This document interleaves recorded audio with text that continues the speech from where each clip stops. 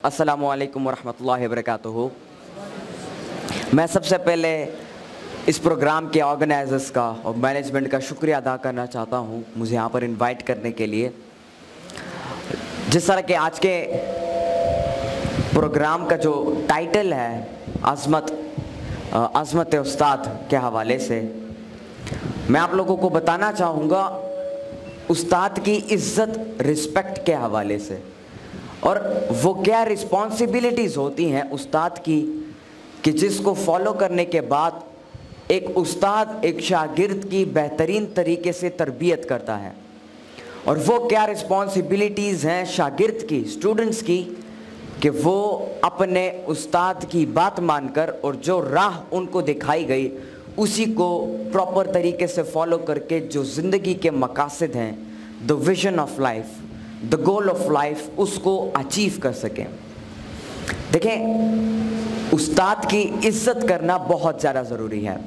बचपन में हमें तो बताया जाता है कि बड़ों की इज़्ज़त करो, माँ बाप की इज़्ज़त करो, उस्ताद की इज़्ज़त करो, लेकिन उस प्रॉपर तरीके से हमें ये चीज़ नहीं बताई जाती कि उस्ताद की इज़्ज़त करो, लेकिन क्यों करो।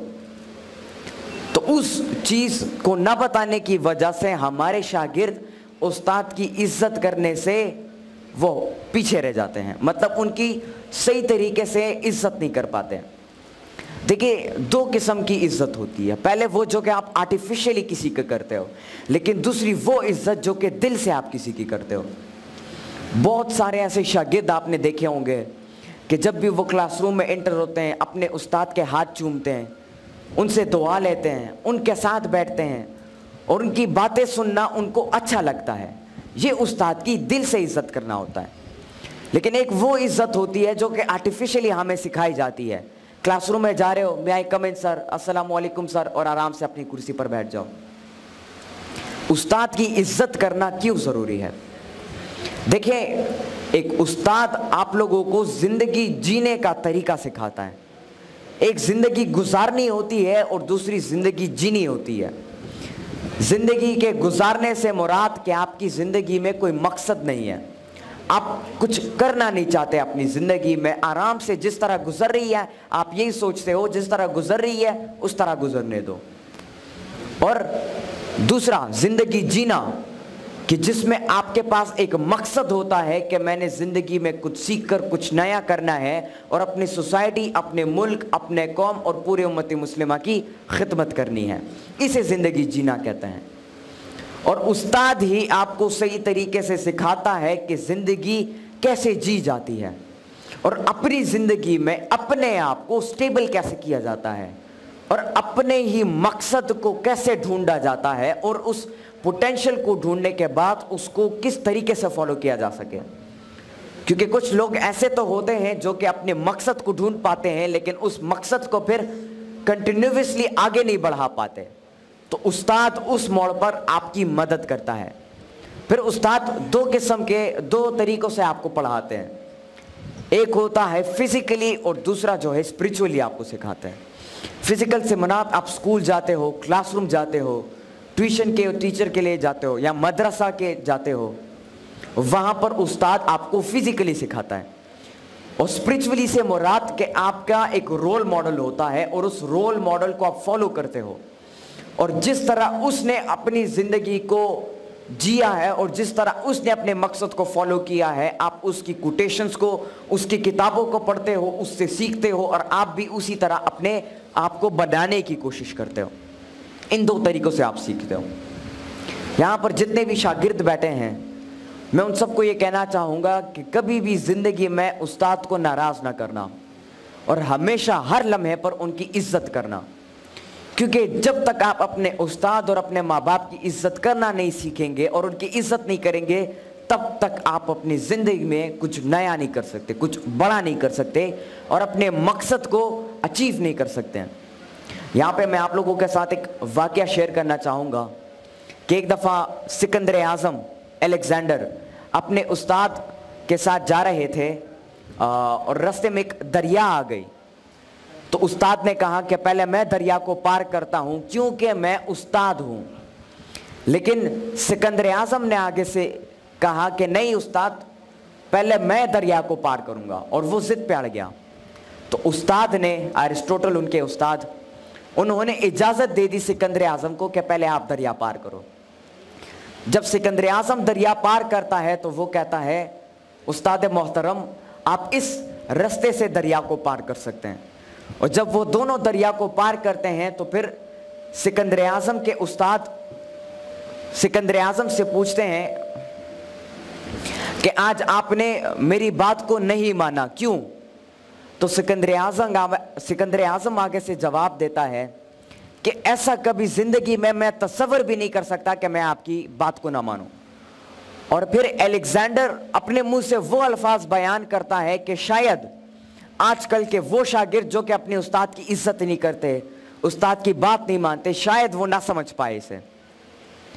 अलेक्जेंडर आगे से अपने उस्ताद को जवाब देता है कि एक सिकंदर आजम अगर इस दुनिया में रहा तो वो एक अरिस्टोटल को पैदा नहीं कर पाएगा, लेकिन अगर एक अरिस्टोटल इस दुनिया में रहा तो वो लाखों करोड़ों सिकंदर आजमों को बना पाएगा।